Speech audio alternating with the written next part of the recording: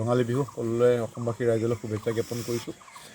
আজি গৰু বিহু হিচাপে পালন কৰা হয়, কিন্তু দিনক দিনে এই উৎসৱটো অলপ সীমিত হৈ গৈছে, কিয়নো গৰুৰ সংখ্যা কমি আহিছে। বিশেষকৈ আজিকালি বলদ গৰুবিলাক নোহোৱাই হ'ল, যিহেতু এডভান্স এগ্ৰিকালচাৰ হ'ল, ট্ৰেক্টৰ পাৱাৰ টিলাৰ আহে। বাকী যি গাই গৰু দুই এজনী আছে তাকে লৈ আমাৰ ৰাইজে পৰম্পৰাটো ৰক্ষা কৰি আহিছে। আৰু এই যোগীবাৰী বিলতো প্ৰত্যেক বছৰে আমাৰ গাঁৱৰ ৰাইজে ৰাতিপুৱা 6টাৰ পৰা 9টা বজালৈকে আহি নিজৰ গৰুবিলাক আহি পেলাই ধুৱায়, আৰু মই ৰাইজৰ লগতে আজি অংশগ্ৰহণ কৰিলোঁ।